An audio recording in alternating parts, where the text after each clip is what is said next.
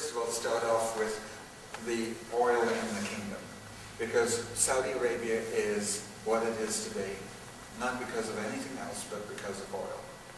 So oil in the kingdom, the state of education, the first private co-educational institution, and then a little bit about the growth of the university and some of the challenges that are faced by them. Okay. The Eastern Province is probably the most progressive. Now you keep in mind when I say progressive, I mean progressive because in Saudi Arabia things are very, very strict. Education in the kingdom. Your education program here, and I believe your enrollment is, what, 1,300 students? 1,300 students. Okay. There we projected, we started off with the first year with 600 students. And now we're up to about 1,500. Okay? So, but here in Saudi Arabia, education that started off with basically religious schools. And then from there on, it has grown. Education is not compulsory, it's open and free. Free education at the university level. But what makes it different over there, here, do students pay to go to the university?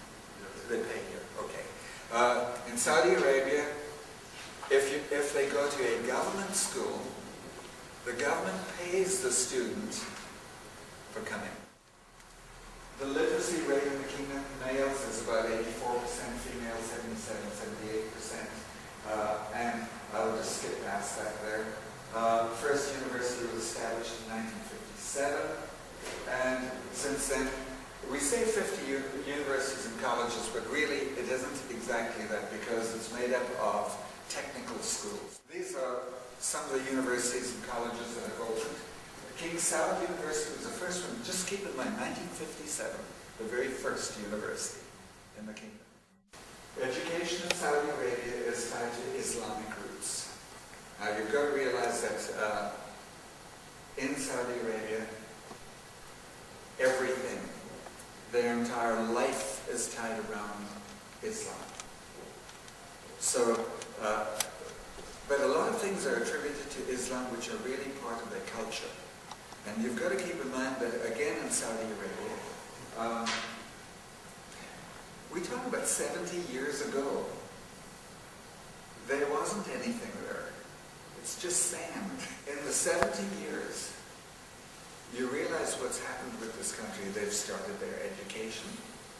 They've started, at least they're still building these there.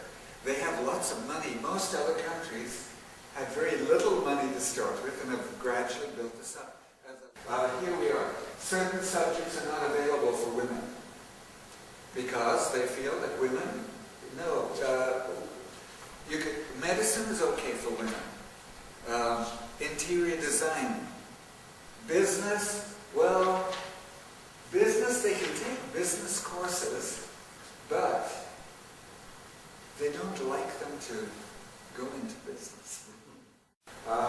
Men are permitted to travel to foreign countries. So if women wanted to get an education, they could come here. But you know, if they came here, they'd have to come with their husband or with their an older brother or somebody like that. They could not travel alone and come here. The Saudi government has set as one of its key goals the renationalization of its workforce. Now, again, what I've said here is that Saudi has lots of money. Just to give you, and I know that's not in left, but last year they had a surplus of $550 billion. A surplus. This year, they're expecting a deficit of $17 billion, and they said, oh, we never heard about that. But that is a problem, because how long can they start? Because now you see, we talk about the parents of our young people that are here are sons of the first group that came through, okay? They got educated. Now they've got their children. Their children are the ones that we're educating now. But there aren't enough jobs. The government guarantees, this is it, guarantees everybody who graduates from college will have a job.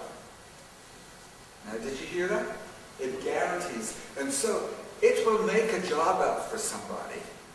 And so long as they show up at work, it doesn't matter whether they're late or not.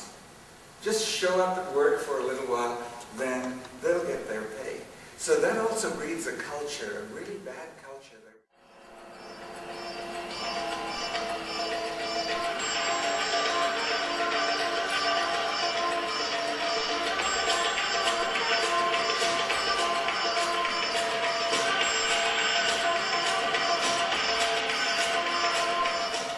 الخبر مدينة عريقة وعصرية تمتد على الساحل الشرقي للمملكة العربية السعودية وتطل على الخليج العربي. تقع وسط منطقة نفطية استراتيجية وتعد قلب المنطقة الشرقية النابض بالحركة الاقتصادية النشطة على كافة الصعد: التجارية، الصناعية، الزراعية، العمرانية، الاجتماعية. All done around the princes. And so we had the official opening of the university in October. And in that time, I thought that the speech would all be about higher education and what we're doing for the young people. It had nothing to do with that. It was praise for the prince, praise for the king, and all of that for at least 45 minutes. We had things like that going on.